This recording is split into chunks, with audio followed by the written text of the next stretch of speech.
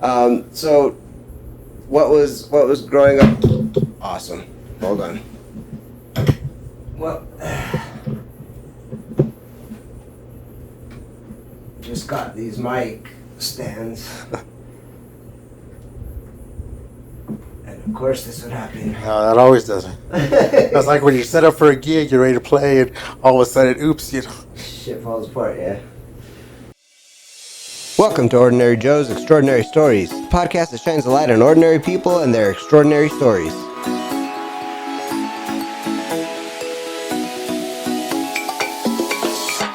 From small towns to big cities, we're sharing the real, raw, and inspiring moments that connect us all. Because every voice matters, every story counts. This is Ordinary Joe's Extraordinary Stories. Welcome, everybody. It's another episode of Ordinary Joe's Extraordinary Stories. You know how we do. Today, I got another special guest in the house. This guy I've known since high school, and please welcome Josh Morales. Hey, James, thanks a lot for having me, man. Of course, man. Thanks for coming. Appreciate it. So, Josh and I met in sophomore year, junior year. Sophomore year, probably sounds about right. Yeah, through Mariachi or through guitar class first. Right.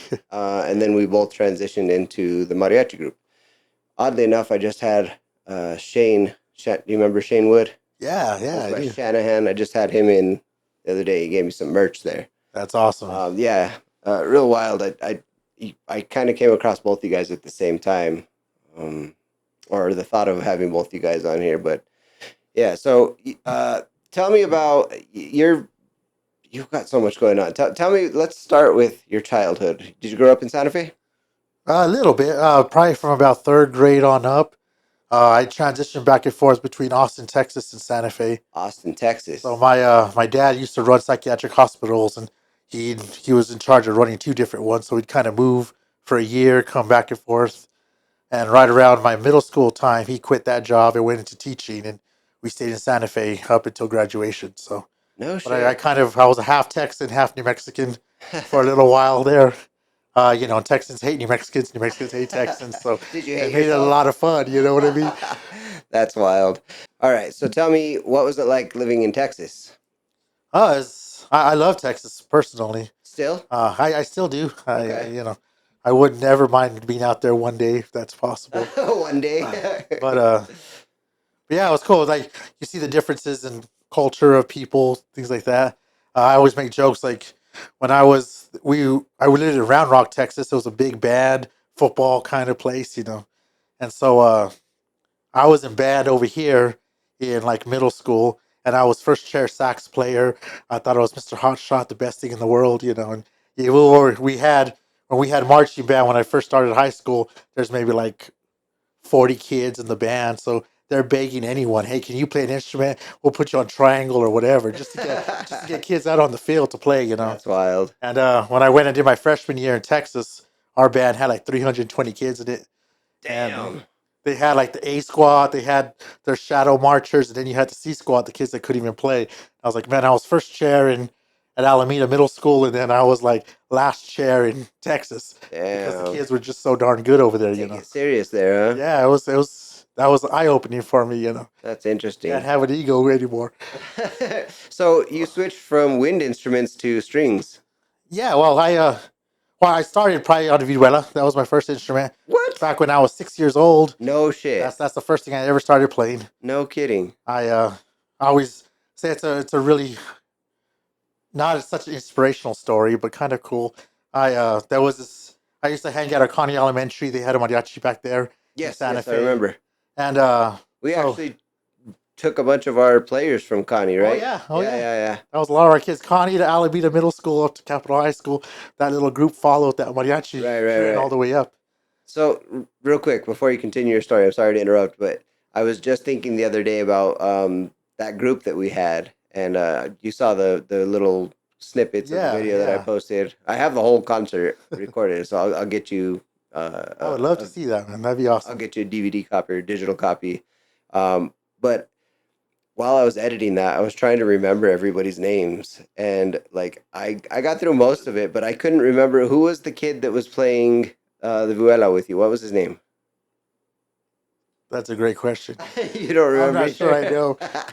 I'd have to look at a yearbook, maybe. I don't know. That was a Well, long time ago. he was. I don't know that. I think he was from Alameda. I don't remember. Huh. It was a young dude. He was damn good. Right. He was playing the solo in Cascabel. Yeah, I remember, but I can't tell you his name. Oh, I wow, wouldn't wow. remember that, man. Okay, I'm sorry. Back to your story. No, so yeah, I got my start. I was 6 years old. I was in Connie Elementary, and my parents used to leave me after school like all the time. They'd pick me up an hour and a half after school. They drop me off, waiting for the janitor to unlock gates, drop me off, and pick me up an hour and a half late. Uh, Hold on. What's the dynamic there? Why were they just always the type of people that run so behind, or yeah, no, they were always busy, I guess. okay, So fair they're enough. like, hey, there's someone here. Go ahead and go down. I used to go help my principal label out the library, do stuff like that because I just had nothing better to do. That's funny. But I'd hang out after school just waiting, and there was this really cute little sixth grade girl that I'd see coming in and out of the school every day, right?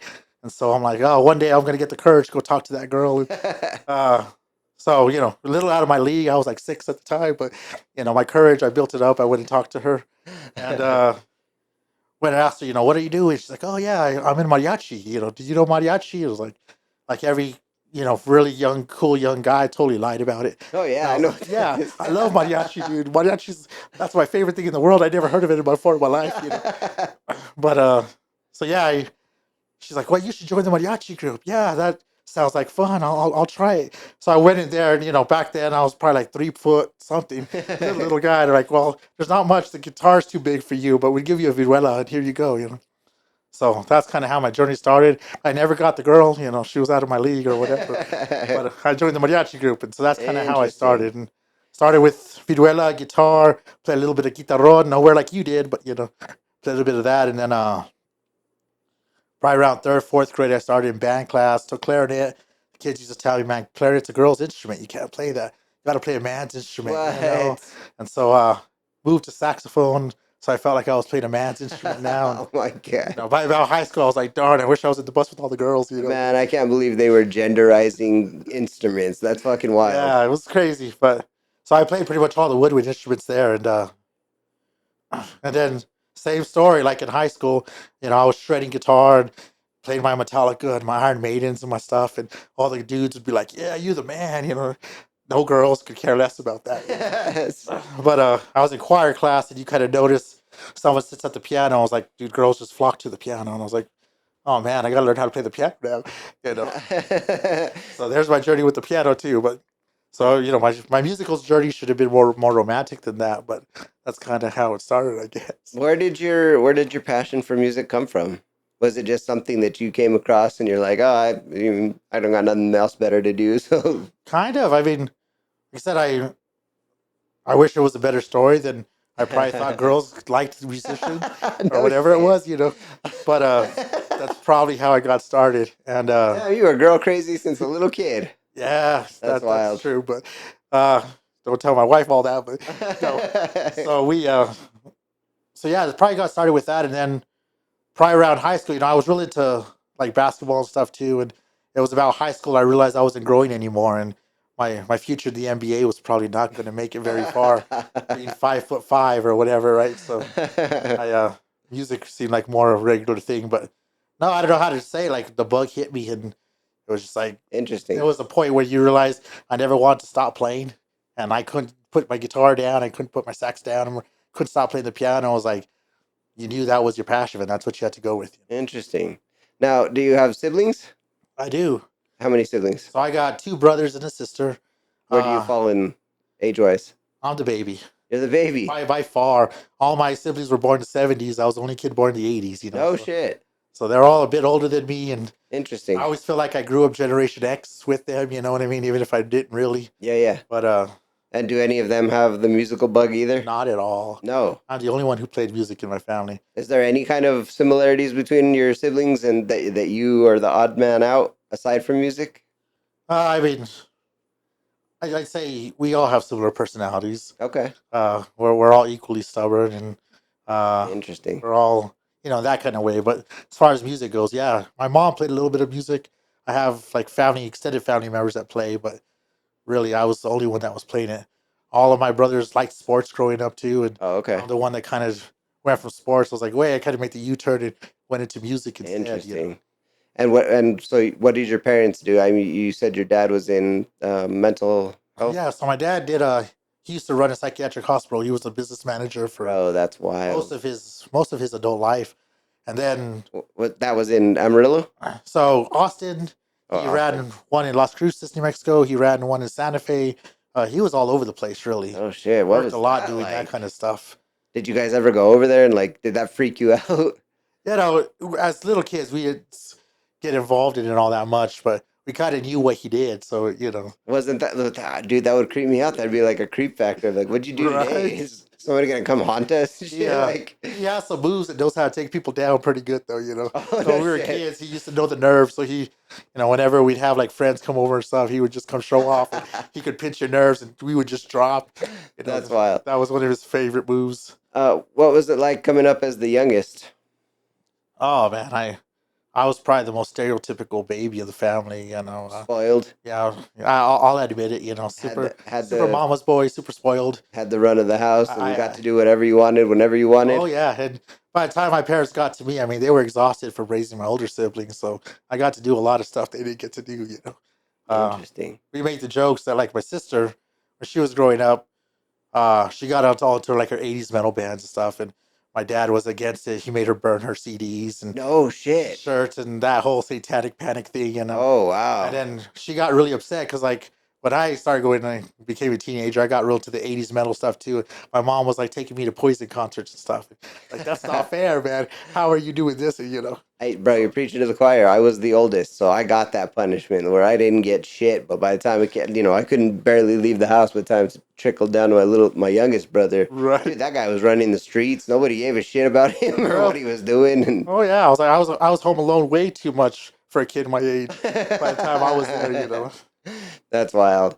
Okay, so that brings me to an interesting point. In high school, playing the guitar, you were still super into those '80s metal bands. Did that come rub off from your sister, or how did you? Because that was very atypical for people our age. Yeah, it definitely Nobody, was. even guys, girls, doesn't matter. Nobody was listening to that shit when you I were stood rocking out like a out sore thumb big in time. high school, man. I looked like I walked out of an '85 music video, you know. I I remember going to the hair salon and be like, I wanted the slippery or wet Bon Jovi haircut. And they're like, it's 1999. No one wears their hair like what that, you know. what are you talking You about? We sure you don't don't even know want what the that NSYNC is. haircut? I was like, no, man, I want the Bon Jovi Holy haircut, shit, you dude! know. You're the second person to reference the NSYNC in our high school days. That's wild. That's what they were wearing, you know. The faux hawks with the color tips and all that. Nah, man. I was like, dude, I got bangs. I permed my hair. I did the whole ordeal, you know. You I always bought used the to wear the slash leather headband. jacket with the fringe. My senior photo still has that with my double neck guitar, my fringe leather Yeah, jacket, you yeah. know. I saw one of your pictures the other day that you have a triple neck guitar. I do. What the fuck is that? And how the you don't have four hands, bro? What the fuck is with the triple neck guitar? You know, it was one of those buys that you saw, and I had to convince my wife like that's the only guitar I'll ever need. And I'll never need another one. And I got like 40 guitars or something now, and That's wild. it's not. But I used to call that like the tip maker, right? So it's impossible to play. And you got guys like Rick Nielsen plays 5 neck guitars and stuff, but dude's like 6'5", you know. I'm 5'5". That thing's a monster on me. So, but you'll put out a Hotel California or something on there, people lose their mind, and it gets you the tips. You know what I mean? Oh, okay, okay. So that's the tip guitar. It's good for about one song, and I'm totally done with it. Like it's too much strain. It's about. I mean, it probably goes from my knees up to my neck when I'm holding it, you know, and it's awful to play. It's not comfortable. It weighs like 1 billion pounds. Uh, but I got the double neck one too, and those are just kind of fun to pull out and freak people out. You know what I mean? Is it all guitar, all three necks, or is it a Yeah. bass and two So you guitars? got a 12 string, a 7 string, and a 6 string all connected together. What's the seven string? So 7 strings basically, your 7 string you can tune down low D, low C if you're playing real like heavy metal riffs and you don't want to down to your Oh, 6 string. You have that 7 string to kind of oh, that's you want that sick. extra bass. So if I was playing like some Slipknot or something like that, you can get that real Oh, nice bass tone up there. Oh, that's fire! So I've never even thought of that. That's so amazing. 7 string is cool. I don't go more than that. There's those dudes that play those 10 string guitars, and I mean that's too much work for me. So uh, then on a 10 string, are you tuning down three strings, I'm assuming so. I've never played one, four strings? That's but wild, dude. I've seen them, and I have no. YouTube is great to enjoy guys like that, but that's not my bag. Those metal dudes are wild. Yeah, for sure. So are you still is 80s genre your still favorite preference? Like, do you still go there as your primary You source to know, play in, or when it comes to playing guitar, absolutely. To me, 80s is like heaven for guitar players. That's where guitar players thrive and reign. So definitely pick up a guitar. I'll go to some 80s metal stuff. That's great. What I listen to in my car nowadays, probably not so much. I don't listen to metal all that much like I used to. I've softened up a lot, and I have 3 girls. I probably listen to more Disney music now than metal music. Shut up, Disney? That's wild. I know every K-pop Demon Hunter song down now. You know what I mean? I do Let It Go. Like I could rock that song out. That's so wild, dude. But but yeah, no, I mean, like it's still got a special place in my heart. And Interesting. shredding Van Halen beats shredding anything you hear on the radio today. So that's Dude, definitely that's it. it's so wild that like that's your preferred because in our era growing up it was all alternative and grunge, and like when I think about playing the guitar, that's my first go to is some of the shit that I used to play in high school, some of the Oh yeah, Blink 182s and stuff like that. And and then those were the guys. That kind of music was who I picked on. Like that. That's not real guitar playing. You gotta it's have so those. good though. You gotta have those big '80s hair metal dudes. It's good in a different Oh, way. absolutely. I mean, I've grown a lot of appreciation, and I've done a lot of gigs and bands now, and there's a lot of great stuff that I've grown appreciation for now. But Interesting. So you're gigging now with people here and there, here and there. I mean, I did a few bands a little more seriously, like back in college and stuff, and nowadays I call myself like a guitarist for hire. So Okay. I I got lots of connections with people. And I'm kind of the guy they call and hey, we need someone to come learn like 30 songs. Could you come play a gig with us Saturday night? And I'm like, what you doing? And they send me their set list and I come play. So I play around still a bit, but I'm not committed, right? I play the field a little bit. Interesting. So it's kind of cool. I like doing that. Lets me play lots of different kinds of music and keeps me on my toes a little bit too. Very cool. I was talking to Shanahan about I've kept my guitars over the years, and I've kept them in tune. But there's times that I'll go months and months on end without even picking one up, and I don't know. I sort of am the kind of guy who grows a fascination about something, and then I get good enough at that thing to get by, and Right. then I lose the fascination and move on to the next thing that I get fascinated with. And I feel like guitar was kind of one of those things, but it comes back in waves. Uh-huh. And the latest wave, don't judge me, told the same thing to Shanahan, but I went with the wife to Taylor Swift's Eras tour. Best fucking concert I've ever been to in my life, no joke. and Nice. and it totally reinvigorated my passion for the guitar. I got back and was started learning all these Oh, Taylor that's Swift songs awesome. because, bro, from a musical standpoint, she's incredible. She's fucking incredible.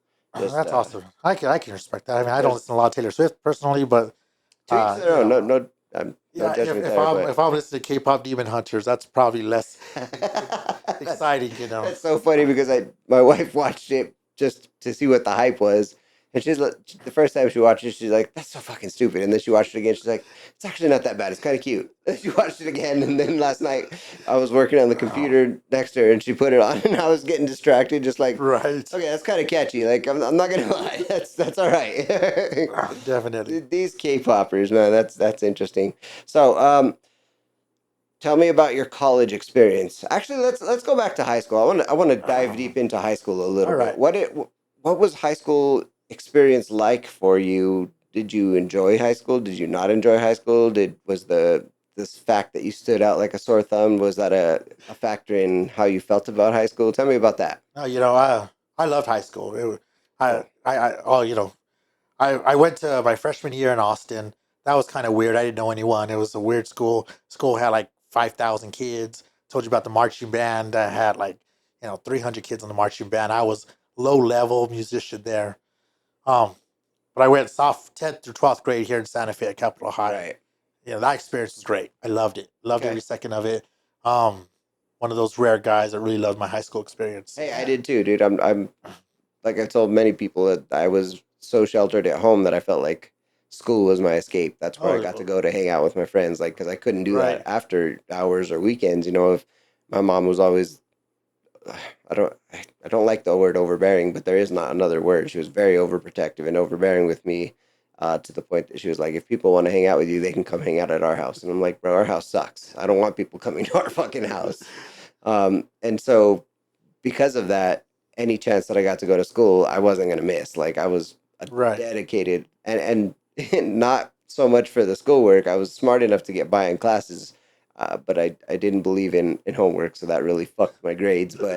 But the fact that I had a place that I could go hang out with my friends away from home was Right. ideal for me, and so I always had a good experience Oh at yeah. school. But like I've talked to so many people, my wife included, who just absolutely loathed high school Oh yeah. or even younger schools. Right. And I've had the same experience. That's why I tell people, "Oh, I love my high school experience." Oh, that sounds so weird because everyone hates high school. It's like, oh, So I'd go fucking live weird. those those 4 years over again 100%. in a heartbeat. It was great. 100%. It was so much fun.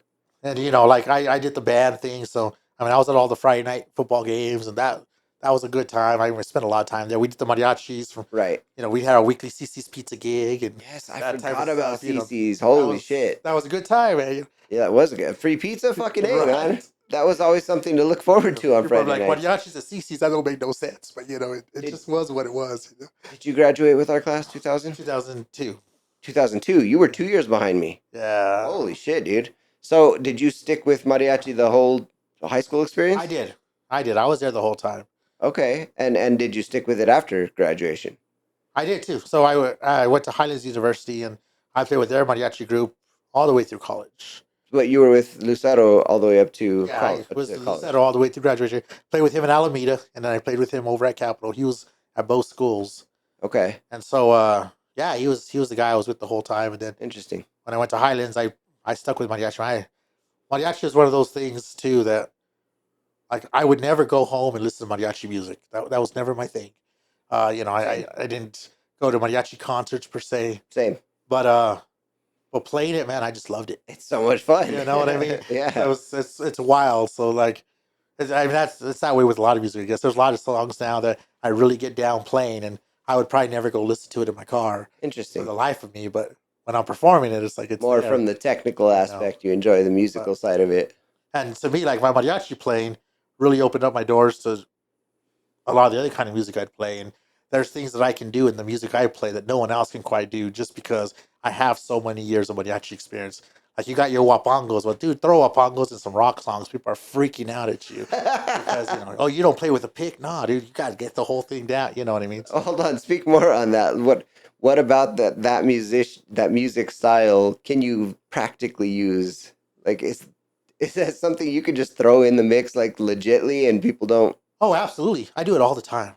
No kidding. And so a lot of like, you practice all your song rhythms, and like I said, the wapango strums and stuff. Dude, that's every rock song I ever play, every pop song I ever play, and people freak out at me. We even like recently, I got a girl that I play with, and we got this cool little version of "I Will Survive" that we're playing, right? And so, dude, I throw all kinds of crazy strumming stuff in there. People are like, "What in the world is he doing?" It's like that's all mariachi, but it You freaks them shut the out fuck up. because That's wild. it freaks them out because they're like, "Whoa, I've never seen someone do that before." It's like, yeah, because most guys who pick up a guitar and learn some chords don't play like that. You know what I mean? So I attribute all that to mariachi playing for so many years. Okay, well, as you can see, I got a couple guitars here. I wanna see a sample of this. 6 string or 12. I'll go six string. All right, here, just push that mic to the side, grab that guitar there, and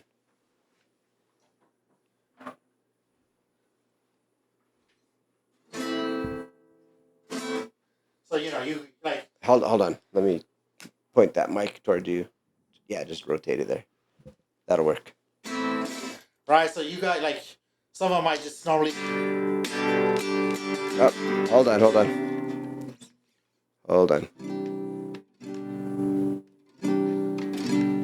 Check. Hold on, I lost.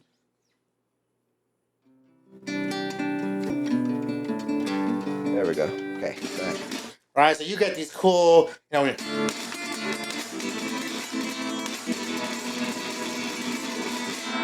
right? These kind of strum things going on.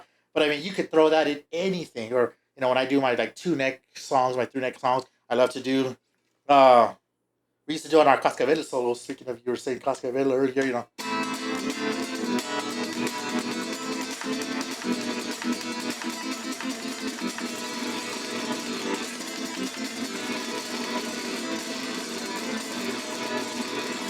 Right, we used to do these kind of crazy things. You're My little wild, guitar dude. flips and all this kind of crazy stuff. Yeah. Even back then, like I remember playing vihuela in high school, and I never used a guitar strap.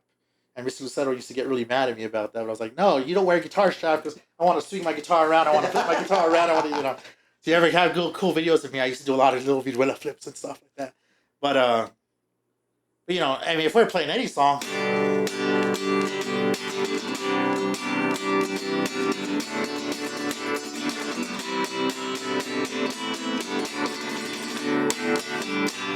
and I like to do these little flashy moves up and down the guitar and stuff, and people will just lose their mind.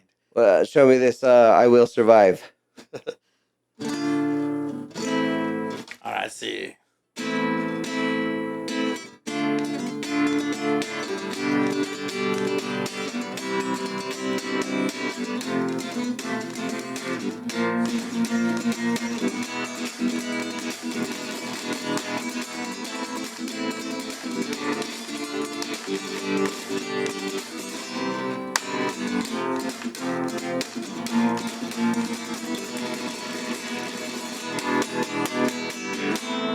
Nice. You're just some cool stuff. And like, I've never heard someone play like that before. That's just wild. wild. It's like, dude, it's all mariachi. It's all mariachi. That's wild. So, yeah, I attribute, as a rhythm player, the stuff you do in mariachi just took my playing light years beyond what I would have done just, sitting here playing metal music. You know what I mean? That's so hard though. the metal riffs. So yeah, it's cool, and I mean, even a lot of the finger work, like in college, I practiced a lot of flamenco guitar and stuff, and so like, and I did a lot of classical guitar, and so you try to blend all these musics together, and it takes you to another level of guitar playing as opposed to just Interesting. being your like classic shredder that just plays kind of stuff, right? But you can do a whole lot more and open up than that. So yeah, dude, That's cool. there's a place in my heart for mariachi music. Bravo. You know what I mean? Do you get the question often where people ask about why you have long nails on one hand and Oh, all the time, and especially when my daughters like to decorate them and stuff. is that why it's all polished? No, they're actually acrylic nails. So, Oh no I shit. so I used to always grow my nails out. Anyway, I've never played with the pick, in my whole life. It's No kidding. something I've never done. And so the way I always thought of it, you have 5 picks as opposed to one, and I could do anything someone with a pick can play, and I could do 5 times more than that with. Don't they get in the way? You get used to it.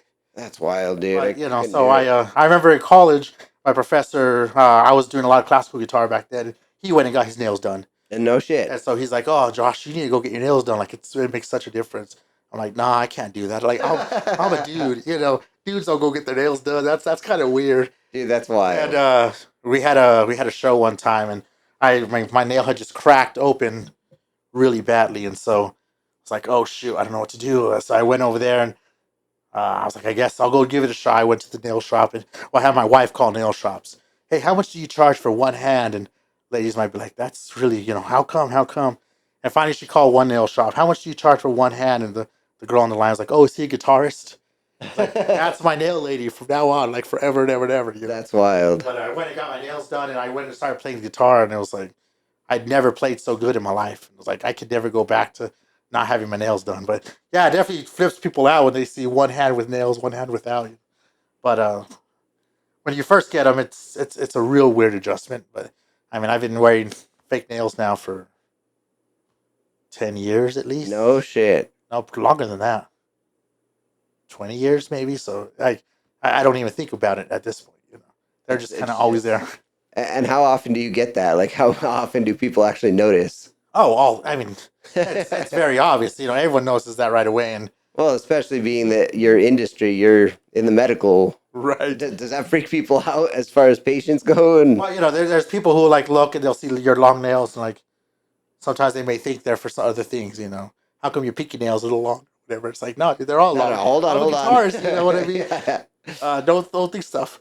But Is that still a thing?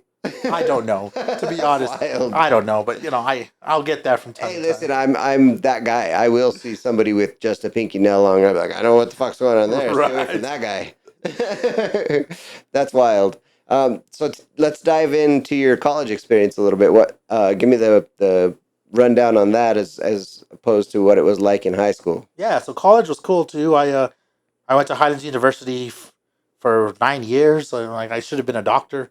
You know. 9 years. I Hold college on, was hold nine on. years. Why so long? So I say I had the 5 year bachelor program, 2 year master program, and another 2 year master program. So Holy shit, I got dude. my bachelor's and two masters, and why I didn't get a doctor's degree, I have no idea. What I did you really get should. those degrees in? So my undergrad was in music performance and music history and literature, and then my Damn. first master's was in music, and my second master's was in education. Damn, dude, that's wild. So At least you have some backups. That's cool. And you are using one of those degrees. Well, you're using all of them, right? yeah, absolutely. So well, really, I went to school. I went for music. I knew I wanted to be a rock star. Like, I had no interest in going to college, but my parents made me go to college. And so I was like, well, I got to do something. I'll go for music. That was the only thing that made sense to me. And so I went to school for music. I was doing that, finished my bachelor's degree, and I was like, I still don't really know what I want to do with my life. I want to be a rock star. I hadn't quite made it yet. You- So, that's so I wild. was like, yeah, I might as well go for my master's degree. I might as well stay here and do my thing. And it was kind of by chance. So both my parents were teachers. My mom was always a teacher. My dad left the psychiatric hospitals and he became a teacher as well. So they were both teachers at that point. Okay. And my brother became a teacher. My sister became a teacher. So it was just kind of a family thing. Like everyone was teachers, and I was really not into doing a teaching thing at all. Wow. And so there was a band director up at West Las Vegas High School, the little town I went to school in, and he got fired from his job real suddenly for doing things that teachers get fired for doing their jobs for, right? And so there was like an immediate opening for a band teacher, and there's no one in town that could fill that. And so they came to the university that was there and talked to my professors, like, hey, we got no one. These kids have no one. And my one of my professors was like, well, I got this grad student. He's a good kid. He's really good at music. You should talk to him. So they called me in and say, hey, are you interested in coming in and filling in for a teaching position? There's a band director position open. Would you come in and do this? And I'm like, absolutely not. Like, I have no interest in being a teacher. I'm never going to do this in my life. They're like, well, at the time I'm like making $7 an hour doing work study or whatever. Like, well, we're going to give you a salary. We're going to give you benefits. We're going to give you all this stuff. And I had my Damn. wife. I had my two little kids at the time. I was like, maybe this is the responsible thing to do. Holy shit, dude. So I took the job and I went in. I started teaching band there. I was the high school band director and Wow. taught some guitar and stuff there. And after like the first week, I came home and I told my wife, "Dude, I'm going to be a teacher like that. That's it." No The kidding. bug just totally hit me. Bro, I loved it. after the first day, I'd have come home and been like, fuck this shit, fuck them kids. I'm not going to be a teacher ever again. That's exactly what I thought I was going to do. But dude, like running the band program was so much fun. I walked in, I was like, and there were all these things I wanted to do when I was in music classes growing up that I never got to do because teachers wouldn't let us do certain things or whatever. I'm like, Speak more on that. dude, What I'm do you going to be mean? that teacher. You're right. Well, for one, like music selection, right? It was really cool to be the guy who chose what we played. And I was always the guy who was like, man, we should try to do this. We should try to play this. And I was like, no, no, no. We got to stick with traditional stuff. I don't want to do traditional stuff. Right. I want to have fun. Like, Yeah, let the yeah, kids totally. have fun playing. So, like, when I realized I was the boss and I got to decide everything we did, I didn't want to play Christmas music for a Christmas concert. That wasn't my thing, man. Like, we did a rock medley for our Christmas concert where they were playing Van Halen's Jump. And I was like, this is what it's all about. We did Ghostbusters for our Christmas concert. I was like, that's what it's all about. This is good stuff. Uh, I mean, I had my kids dance and stuff. My whole drummers at the concert would get up and dance around, do stuff. And I was like, that's not what the band teachers do in middle school band, but that's what I did, because like Interesting. my whole thing was like, you go to these concerts, you want to get entertained by people. So how are we going to entertain people? And the kids want to come and they want to entertain themselves, or else they're not going to want to do music anymore. So uh, a lot of the things like that it was just like I wanted the opportunities to do growing up. I didn't always get to do, or I used to get shunned sometimes because maybe I was a little too expressive when I played or a little whatever it was. And I was like, but that's what it's all about, man. Let the kids be expressive when they play because that's if it's in them, let them play it, you know. And so the fact that I was in charge, I got to do it that way, made it really cool for me. Well, did it ever like cross your mind to take suggestions from the kids with what they wanted to play? Oh, absolutely. And what came to light from that? So oh man, let's see, like we did some fun things, but yeah, like we would talk to the kids and like we would do.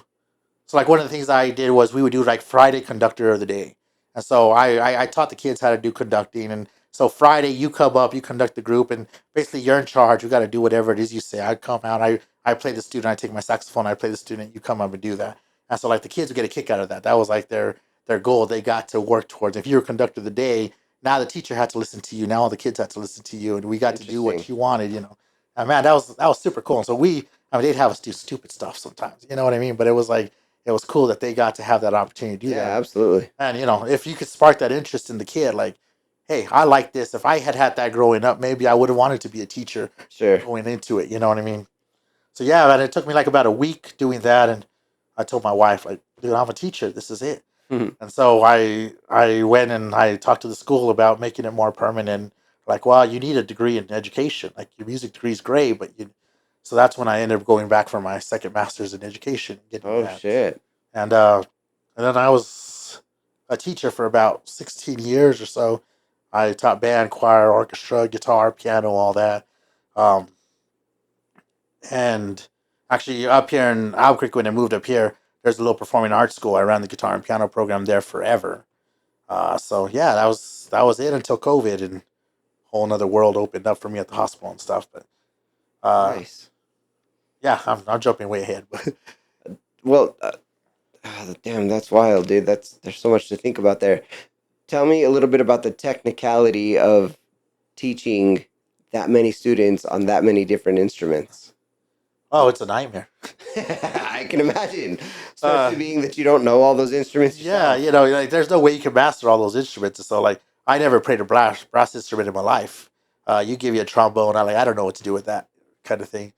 So see, definitely a learning experience, and you know what I would do is just try to find anyone who knew that stuff, and I teach myself, and you know, it was that way back then. It's that way even now with my music schools. Like as long as you're always kind of a day ahead of the kid, you're Yeah, you're yeah, always really good. You know, so it's yeah. like all right, if I know what I'm going to teach you tomorrow, then I'm a day ahead of you, and we're good to go. And then as long as I know what I'm going to teach you the next day, right? So, like, I mean, I would go home and practice different instruments and you know, learning my positions, learning my fingerings on different stuff. And I was like, as long as I can show you how to do that, then you'll at least think that I know what I'm doing, and I can show you how to do this, right? Uh, but yeah, man, band that's a whole beast. Trying to teach band, and when you did marching band and stuff, that's a whole nother beast. Like my respect to band teachers, that's like the hardest teaching job in the world. You know, you'd never think about how much intricacy is going on in that room with that one person trying to teach Right. all of these people their instruments and then how to coordinate together to make a song. Oh, That's absolutely. fucking wild. So you know, I mean, I only taught band for about 3 years, and then I got more into teaching guitar and piano, which that was way more my comfort zone and much easier to manage. 40 guitarists, but we're all playing the same thing, you know, or piano students are all playing the same thing. But yeah, man, band, like my respect goes out to those guys, and I'm not sure I ever really figured it out. Honestly, I was just good enough to make the kids think I knew what I was doing, right? That's cool, man. So how many instruments are you fluent in? Ooh, I mean, I probably about 15, I'd say. 15. But realistically, I'd say guitar and piano are that's like my staple. That's really where I'm strong in. And if I have preference, that's pretty much all I'll play. And do you know like the whole music theory? Do you know how to read music, sheet Oh music, and yeah, all that stuff? so I got my degrees in music and stuff. So I got real into that, and I do a lot of compositions. I written lots of arrangements and things like that. In fact, like I own a little music school now, and I do that. And uh, the cheapest, easiest way to get music there is just to write it yourself because you don't have to buy it from anyone, right? So my music school's been open for a few years now, and everything the kids have ever played there, I personally wrote it myself. So I don't buy scores, I don't buy arrangements from anyone. I just do it myself, and it's Well, hold on. Are you talking about like listening to songs and transposing them to? part of that, yeah. So I definitely do all my own transpositions of songs. So kids will we have our suggestion box like you were talking about. What songs are you interested in? And you guys are paying me money to come to my school. I want to teach you what you want to learn, right? Oh, that's cool. So and not every kid wants to learn what you force feed them, but if they want if they're learning what they want to learn, they'll keep coming back. Yeah, yeah, for sure. So we have that kind of thing, and they give me a song, and first thing I'll do, go to the radio, I'll listen to it, and start transcribing out notes and melodies and stuff, and yeah. So every transpose or we call it, every song that we've done, I've written myself, but I write a ton of original music too. So the Okay. kids always get a kick out of that. Where it's like you're the first person to ever premiere a Josh Morales original composition kind of thing. That's awesome. So they're like, oh yeah, we're one day we'll get famous, and we'll make millions of dollars off this, and we'll split the money 90-10. It'll be awesome. We'll be really good. But yeah, so like I really really enjoy writing music and doing that kind of stuff now too. So Okay, take me back to COVID. What was your COVID experience? so, whew, all right. Well, right before COVID had hit, I was teaching full time, and I mean I was a teacher, but I always had 50 million different jobs. That's just the way I kind of guy I was. Kind of all of us. So. Right. So right before COVID hit, I had an old parent who needed some help over at the hospital, at UNM Hospital. So I told her, yeah, I'll come help you out. So I was doing graveyards at the hospital and then teaching during the days, right? I did that for about 6 months, and that was beating me up pretty bad. How did you even get into the hospital then? So hospital wasn't shut down on COVID. Hospital was open. Well, yeah, I mean, obviously, but where did that even come from? Because that's like not. Yeah. So You're a teacher and you're a musician. Where does the hospital come in? So one of my guitar students, I was real close with his family. I'd had him for about 7 years, so we got real close with the family. And his mom was a director at the UNM hospital. And so when I was working, actually right before that, I was a server. One of my old students was my manager, or was our general manager. That sucks. It was a trip, man. So he's like, I can't call you Josh. Like, you're Mr. Morales. You were my teacher. It's really weird. That is. I was like, it's really weird. You were my middle school kid, and now you're my general manager. That's wild. But, so yeah, I was working for him. That's pretty much how I got a lot of my What jobs. restaurant was that? Johnny Rockets. Okay. I was a server at Johnny Rockets. Fucking wild. But so yeah, one of the parents needed some help, and so they're like, "Are you looking for work?" I told her, "Yeah, I'd love it. We got a graveyard shift up at the ER. Can you come and help us out?" So that's kind of how I got to the hospital originally. Okay. And I was doing those two jobs for a while, and when COVID hit and all the lockdowns and all that stuff happened, the teaching was a nightmare. Like, just it was the worst experience ever. Zoom teaching. Trying to teach during COVID, and trying to teach music classes and do this, and the expectations were still there for us to do things, but there was no support to do that either. And as many teachers experienced during COVID, like that was just the worst time of my life. And I was like, oh, the hospital, I was actually going to work, I was doing things there, as opposed to setting up Zoom and just trying to record videos for kids or doing stuff like that, and not seeing any progress. The whole joy of teaching was building relationships with kids and building that rapport. And as being a music teacher, like, I was one of those rare teachers that the kids like to come to my class, right? Yeah, yeah. So, math class, science class, Right. But dude, they all want to come to guitar class. You know what I mean? Yeah. Like, that was never hard for me. So not having any like relationship with kids, it was a dry. I record a video, you listen to it, and you send me a recording at the end of the week, and I'll give you a grade, and that's it. And like all that joy that I had in teaching just wasn't there at all. Jeez, that's wild. So and then you get like, you try to have a class session and you get the barking dogs and the crying babies, and it just wasn't a classroom environment. And then parents would message you later, hey, I heard what you were saying with our kids, and I really don't like the way you talk to them and teach them. I'm like, well, I Hold on. Contextually, what are you saying that parents aren't liking? well, so I like to have a big sense of humor with my kids, right? So I'm a big jokester, and sometimes even sarcastic humor, what it is. But we always had fun with each other. But I don't know. I guess families don't always get that. Well, hold on. Give me an example. I need to understand what they're so upset about. All right. Well, okay. So one story I got in trouble for. So I used to tell my kids a lot of stories about me growing up and stuff, and they all got a kick out of it. So I shared with them one time that when I was a kid, I was really into Michael Jordan. Hence, I want to be an NBA star, right? Michael Jordan was like God when we were growing up as kids. Yep. So, I didn't think much of it. I was like, all right. I dressed up as Michael Jordan. I bought the jersey, everything else, and I got the bald wig. I painted my whole body black, and I went out there, and I was Michael Oh, Jordan, hold right? on, you black-faced? So apparently that's a thing, right? But That see, is a thing, dude. How did you not know see, that? I was just, and so the principal messaged me afterwards, and a bunch of parents, I guess, that got really upset about what I Oh, said. I was like, fuck. to me, I was like, man, this is innocent. I was just trying to be like my hero. There was nothing about it, but to them, it was really offensive to them. So I was like, okay, I can't tell stories to you anymore, right? Oh, shit. That's wild. But I have just silly things like that, or like I used to give all my kids nicknames, and like sometimes they'd take it as a badge of honor. We'd have these kids that were called lifers.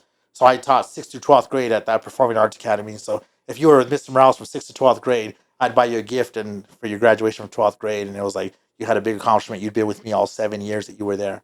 Oh, wow. And so I used to give all my kids nicknames. Had a Jonathan Ortiz kid, and he'd play stuff, and I was like, "Oh man, you're Johnny Cash because you sound just like him." I had this kid on Andres, and we used to call him Andre the Giant, and like we just came up with these funny things. But when I would refer to kids that way, a lot of parents were like, "Well, you're not calling them by their names. It's really disrespectful to me." And I was like, Wow. "But the kids got a kick out of it, And I always share with my kids, like, That's very interpersonal. if Nicknames is a big, like, trust thing. So the yeah, fact that they're on board with it, like, right, the the parents kids, should be okay with and like that's I would wild. tell the kids, like, if you ever had a problem with something, I called you. Sure, please tell me. Please tell me. I'll never do that. But Oh, I mean, the kids would absolutely. always they'd get a kick out of it. And then they would, we even had at the end of the year we'd have these things called Moralism days. And so at the end of the year we'd throw a big party and we'd go take over a restaurant or do stuff. And kids would come dressed up as their nickname characters.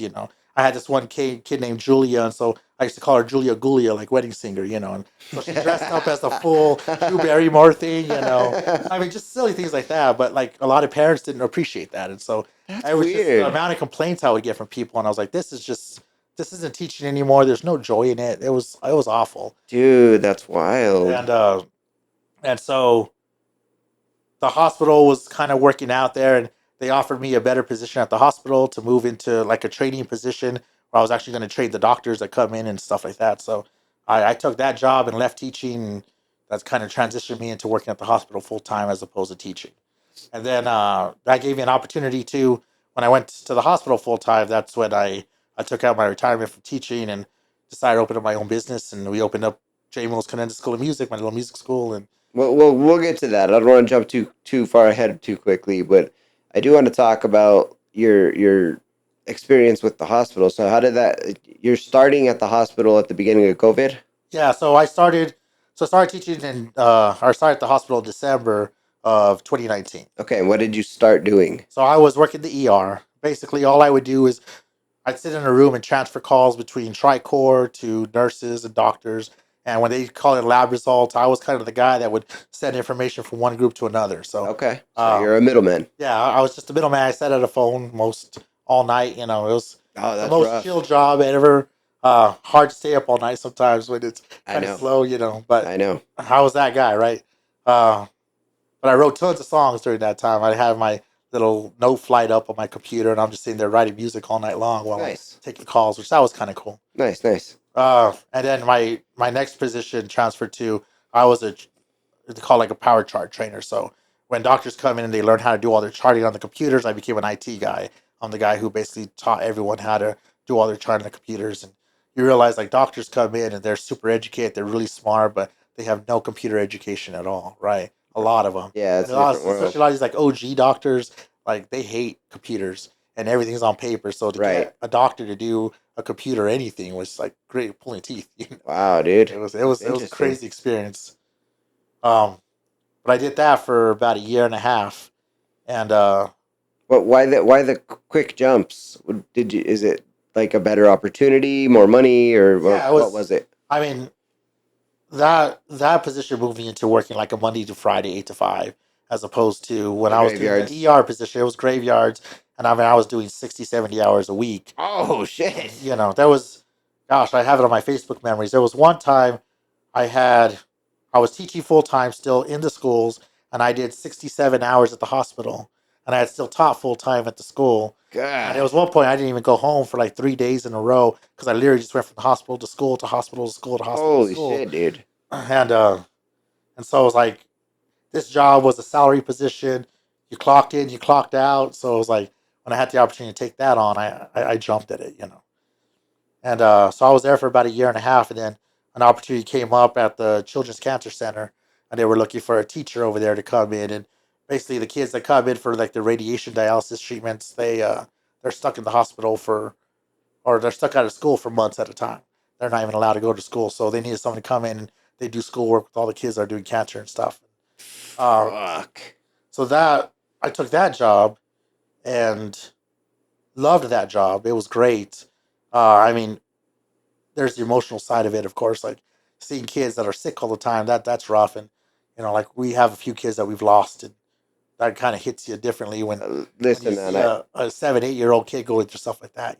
my wife and I, we never wanted kids, never had kids, we're never plan on having kids. We're not kid people, Right. but something like that would fucking bother the shit out of us. Like, even somebody who doesn't really care about kids much, that's hard to see. Yeah, That's it rough. definitely was, man. But there was a lot of joy in that job too, being able to. Those kids were like they were so super excited, man. What are you teaching them? Just a regular curriculum, or just focused on band, or what's No, going so it on there? was that was pretty much schoolwork they were missing. So we did reading, writing, math skills, stuff like that, so they wouldn't fall so behind in school, right? So Fuck, it was more a general dude, ed that is so teacher. rough. But like what was cool about those kids is like even being a guitar teacher, a band teacher, and I usually was one of the more popular classes kids like to come to. But like those kids were so hungry for it, man. They wanted any part of normalcy in their life, right? So the Same. fact that they're in a hospital, they don't see kids, they don't do stuff. So when you came in, it's like, hey, we're gonna do this stuff that your kids are doing. I'd get their schoolwork from their schools, and I'd come work with them. And to them, that felt like they were a normal kid. They were having a normal life for a little while. So and they were like, I've never seen a kid so hungry to do math before in their life. You know what I mean? Just because to them that made them feel a little more like a normal kid as opposed to I'm just this kid in the hospital stuck here. God, that sucks. So that was a cool gig for a while, and then it's been now almost a year. I've been at the psychiatric center, and that kind of just worked out.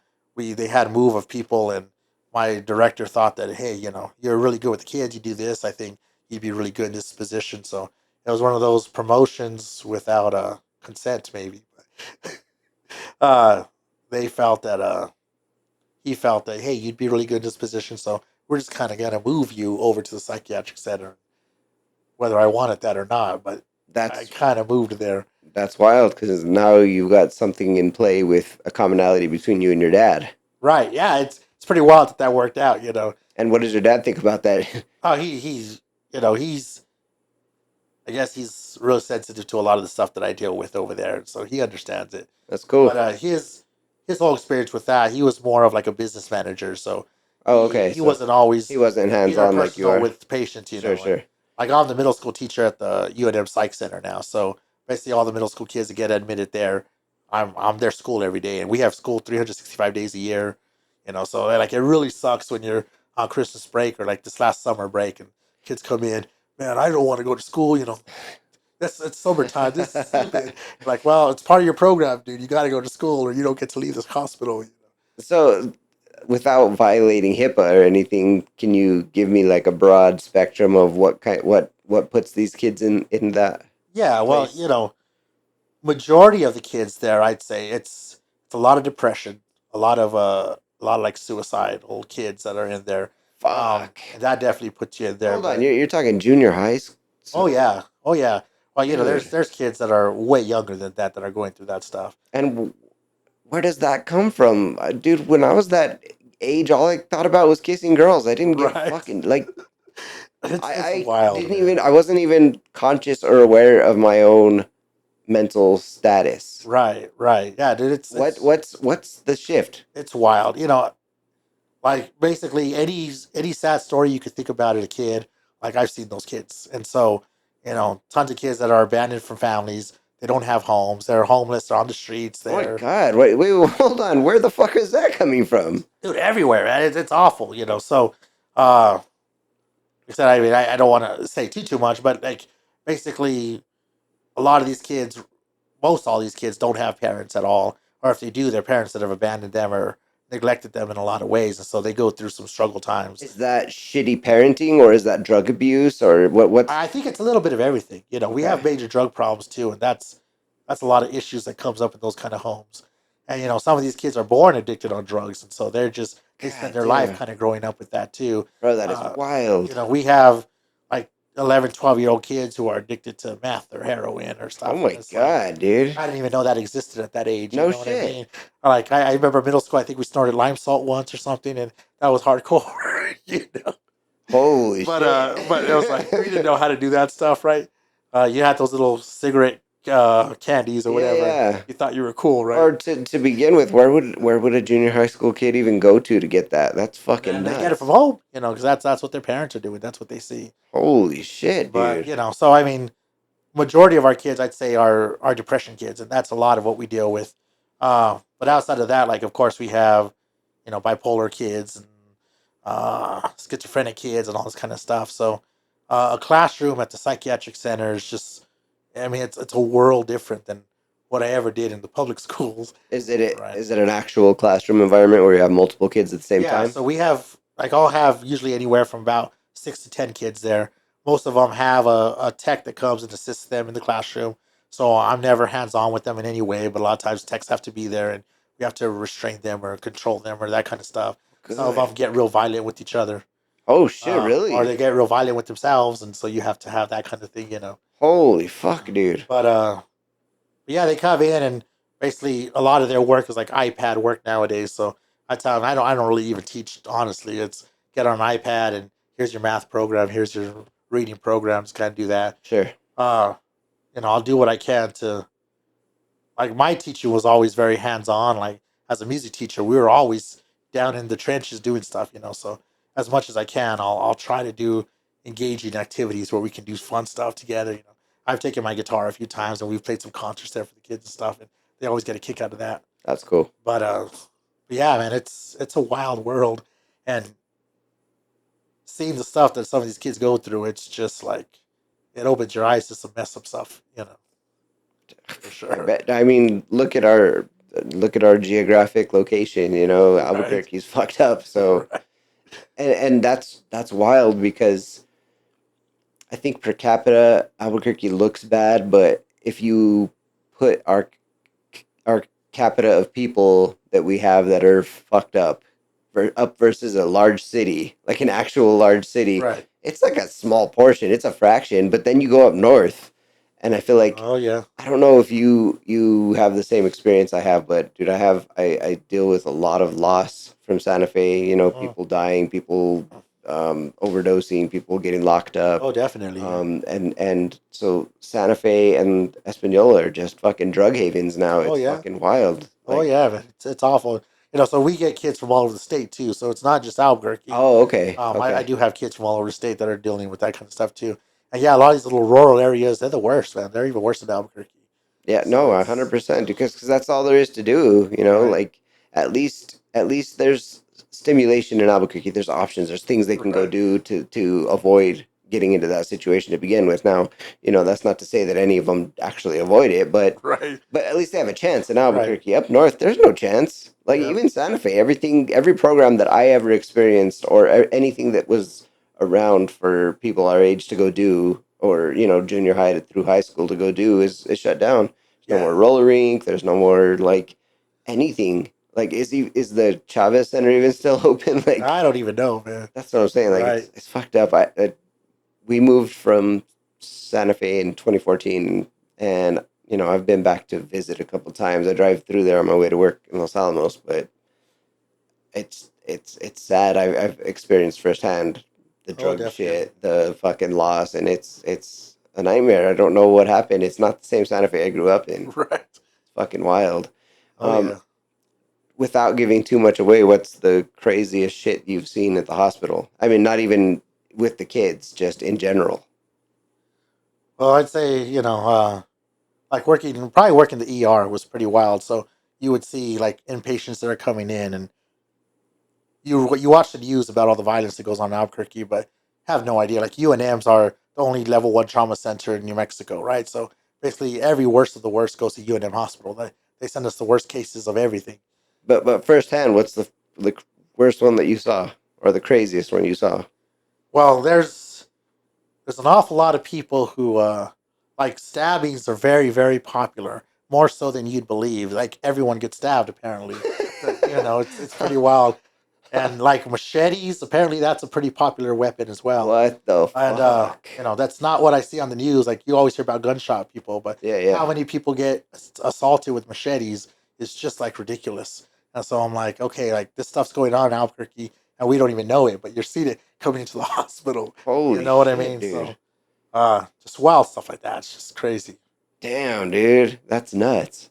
So, what's it like being an educator moving forward? What's your plan, I guess, for the next 5 to 10 years? I know. Well, let's get into your music school a little bit here.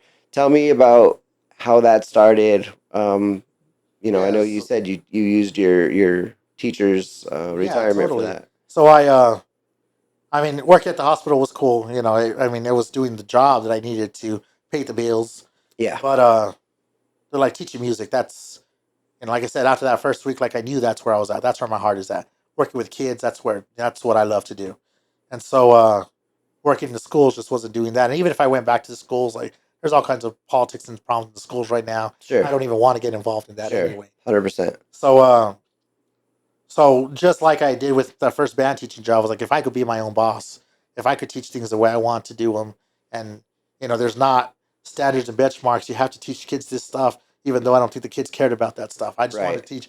The kids want to play music, and they want it to be a release and a free of pressure, free of stress, and they want to find joy in it. That's what it is. We're not raising classical composers every we may be raising Bach, we may not. This just may be a kid that guitar is something that they get excited about and it keeps them off the streets or off of drugs, you know Sure. what I mean? 100%. So it's like, so being able to find a outlet to do that was really cool. And so I told my wife about this for a long time. I used to have a little home studio, and I would teach kids out of the little home studio and stuff, but we imagined doing it on a bigger scale. And so when I left teaching and took a big risk, decided to take out retirement and everything I had for my future. But I was like, this is going to do it. We don't want to go into debt. We want to open this thing up and be debt free and stuff. So Right. we decided to open up the music school, and I mean it's been a real slow trend up.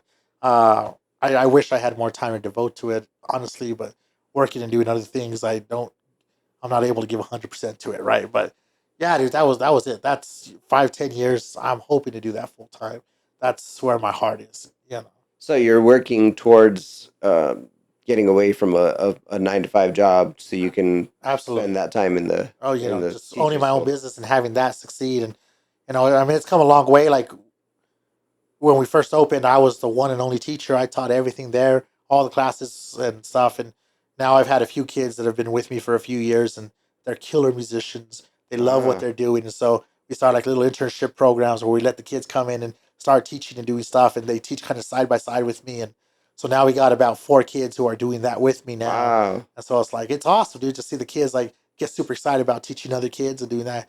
And, when you're like 7, 8 years old and you come in and you see like a dude in his 40s like me, you're like, I don't care about you. But there's a little 17, 18-year-old kid and they're just rocking out. Like, I want to learn from that guy. You know what I Yeah, mean? yeah, for sure. They're not all that impressed seeing an old guy like me playing, but they love seeing the kids play. You Dude, know what I that's mean? cool. So, And what does your entry look like? What is it? What do you charge? Like things like that. What does yeah, that all look so, like? we basically look at other businesses. Like, I want to be the cheapest business in town without making myself go broke. Right. So, Sure. like right now, we're about 110 a month. They come in and do lessons for that. We do weekly classes with everyone. And, but part of like what I want to offer wasn't just the classes. Like I love the environment of community and family and that kind of stuff. So like we do all kinds of crazy. We call them Cadenza days, and so the kids come in and we get to plan activities together. Like we do water wars together. We do restaurant takeovers together. We do stuff, and it's like this isn't just going to be a place you come in and learn music, but it's going to be a place where you have a family. Oh, that's And so cool. like we have lots of kids that come in now, and they just one of our students comes in like on Tuesdays at like 4:30, and he just sits in our waiting room and hangs out with the families and the kids, and he's there till like 10 o'clock at night. He's like, I'm bored at home. I don't have nowhere to go, so I just come hang out at the music school all night. Oh, that's cool. So it's like that's what I wanted. The kids have a place. When we used to sneak away from classes and go hang out in the guitar room or whatever. That's Yes. where we hung out all day. I was like, Yep. that's the vision I want, but without ditching school, you can come do this. You can come do this for real, you know. But like, I remember growing up, that's all I wanted to be. Like the music room that's where I wanted to be. I didn't want Yep. to be in any other class. I just wanted to go hang out in the music room, be Yep. with my buddies, play music, you know. So set up that kind of environment where kids can come do that. That's like that was my dream because that's exactly what I wanted when I was growing up. Yeah. Yeah. Sure.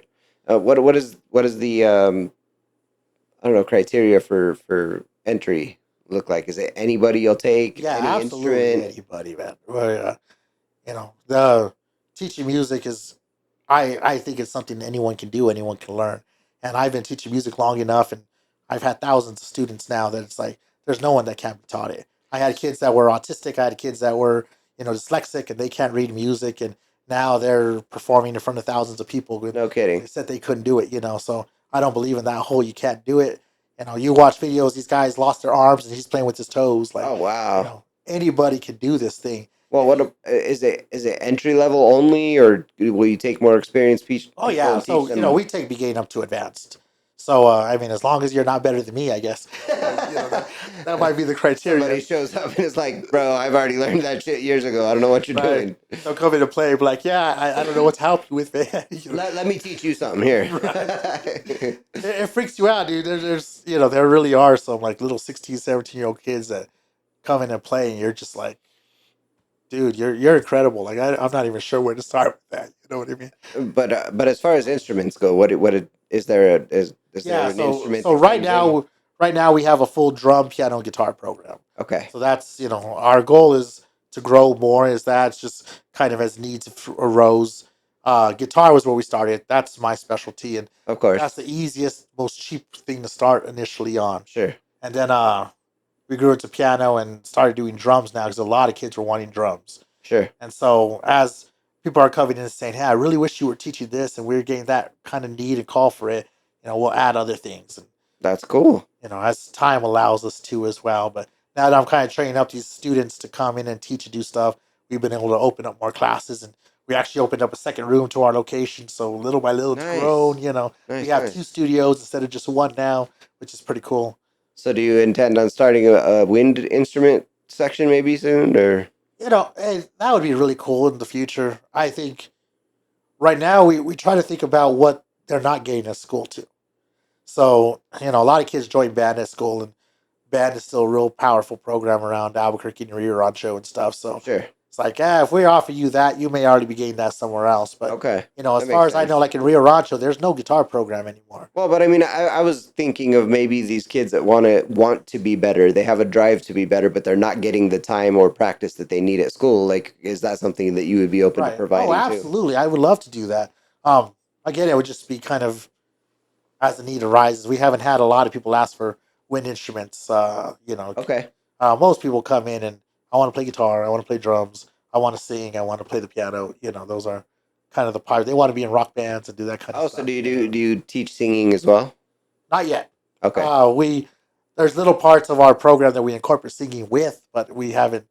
That hasn't been an out of like an official program yet. Okay. That's kind of out of my specialty. I'm not a lot of a singer, so I'll Welcome to need to my find world. the right person to teach that Sure. before I offer that full time. Sure, sure.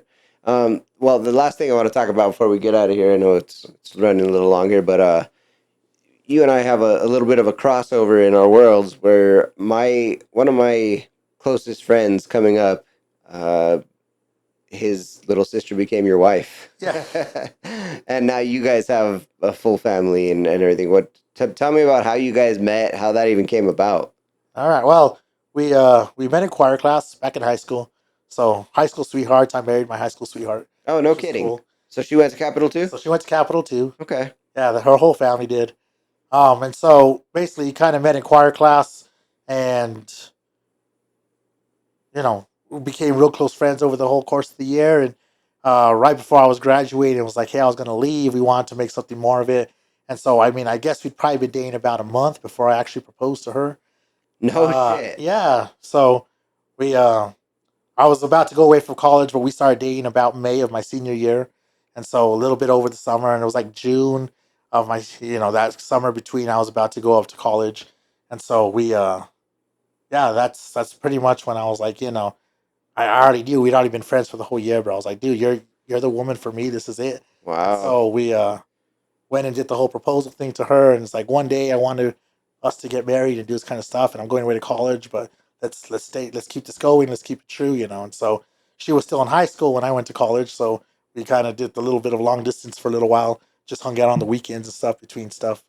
But but yeah, and then for about a year we dated, and then we got married, and right at the end of my freshman year in college. And it's been Interesting. like 22 years now, man. So You've been married 22 years? yep. Holy shit, dude. How old are your kids? So I got three girls. My oldest is 21. My Oh middle my is god. 20, and Oh my my god. youngest is 13. So Holy shit, we're I old. already got two adults. Yeah, it's pretty wild, man. Dude, that is fucking nuts. But you know, and it's funny. Like when I was growing up, I had two sons' names picked out. Right, I always knew I was gonna be a dad, but I was gonna have two sons. I knew it, whatever it was. And so, you know, when my first daughter was born, I was like, my son's gonna be born. My son's gonna be born. We have the baby. It's like, you got a girl. I was like, oh really? This is crazy. All right, well that's cool. Let's try again, right? So second kid came along. Was like, oh my son, no, had a girl. You know, I was like, so by the time we were having our third kid, my wife was like, hey, you know, you want your son? I was like, there's no way I want a son. Like, I don't even know how boys work anymore. Like, I got this girl thing down, man. We'll stick with the girls, you know. That's funny. And like, dude, my house is crazy. It's like girly world blown up, you know. I mean, we grew up. They were princess to the max, glitter, you know, Glitter. makeup, like just as girly girls as you could possibly get. My That's too wife worked for funny. Disney for a while, so Wait, she looks, worked for Disney? yeah, so it looks like No Disney shit. like threw up in my house. You Bro, know what I that's cool as fuck. mean? Wait, hold on. How did she work for Disney? What does that mean? Well, she was like when they had the Disney stores here, so she was working for Oh, the Disney okay. stores and stuff. But we got to have a lot of experience doing Disney stuff with that, and it was That's cool. really cool. You know, like free pass to Disneyland and stuff like No that. You know, shit, so really? yeah, dude, we got to get the hookup. It was really awesome. Oh, that's fucking cool as shit. But yeah, man, like my house was like Disney just threw up in it. You know what I mean? I love it. I was like, it was all girlies. I mean, to the point where like I remember we were gonna have a dog. My girls wanted a dog. I was like, the only way we're gonna have a dog, I'm gonna have a male dog, big old Great Dane. I'm gonna name it Leonidas. You know, like so testosterone in my home, man. And so we go to get a dog, and of course we walk out with a dog named Tinkerbell. And so I was like, go figure, right? I lost that one too. Even my goldfish, dude. I was like, my goldfish is Rocky Balboa. Like that's it, you know. No, dude, my goldfish had to be a girl too. So That's it's fucking kind of that wild. world, you know. All right. Well, last thing, tell me about your next 5 years aside from your music school. What does your next 5 years look like? Yeah, dude. I'm hoping that I can help my daughters kind of find their way. Right now, that's kind of my biggest goal. They're at that weird point in life. I remember being there when you're not really sure what you want to do with your life yet, right? Sure. So kind of being a guidance for them. My youngest is 13. We're homeschooling her now, so that's a whole nother kind of Wow. that's a whole nother kind of challenge. Yeah, Trying yeah, to of be a course. homeschool parent as well. Um, and I'm also like I'm real active with my church. I've been part of the worship team with Sagebrush Church for like the last 13 years or so, and so doing like worship ministry is really big to me too. And hopefully, yeah, my music school, man. That's I'm hoping that that'll turn into my full time job one day, and you know you'll hear JMO's Cadenza School of Music everywhere, man. That'll be a big thing. Sure, man. Really Yeah, cool. I fully endorse that, and I hope it works out for you. Thank you, man. One last thing before we get out of here, go ahead and queue up your social medias and anywhere anybody can follow you or information about your school. Where can people find all that? Yeah, absolutely, man. So, name's Josh Morales. You can follow me on really anything. I'm all over the place. Just if you YouTube up Josh Morales Sagebrush, like you'll find thousands of videos of me probably playing guitar and different things. If you're ever interested in that, my school is JMO's Cadenza School of Music. Yeah, we're on TikTok, we're on Facebook, we're on Instagram, all that good stuff. YouTube as well. So check us out. We're on Albuquerque's West Side. Come in, say hi to us. We'd love to meet you all. And you know, if you guys ever want to learn music, hopefully I'm your guy. Very cool, very cool. Well, thank you again for coming in today and talking all about Appreciate it. your whole history there. Appreciate it, man. Yeah, for sure, dude. It was fun. Yeah, definitely. Well, you guys, this has been another one. Please come back next week and check out another special guest, and we will see you on the next one. Thanks Nice. again. Thanks a lot, man. Bye bye.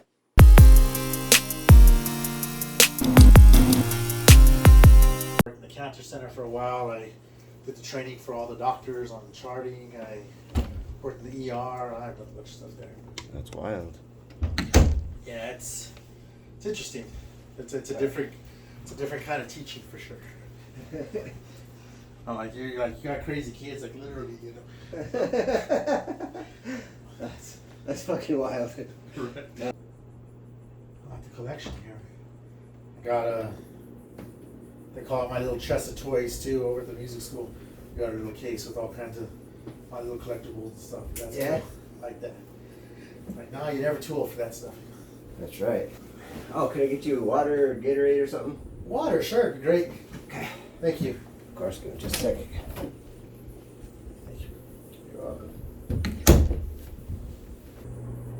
Many times I have set this thing up and started recording, and phone's either died on me or the audio's fucked up or something, and then I lose everything, so I have to go back and re-record with people, and man, it's... So now I just do multiple cameras. No chances. That's smart. Okay, so any topics you don't want to talk about, or? I'm pretty open. Okay, cool. And my podcast is very formatted to conversationalism, so if you have any questions for me, please ask. I'm totally open for that. Awesome. Yeah. Cool, man. I don't really prepare for these things. I just go off the cuff, which is wild because, you know, sometimes there's some shit that I want to deep dive on, and I'm like, wait, hold on. I can't move on yet. Thank you. Sure, man.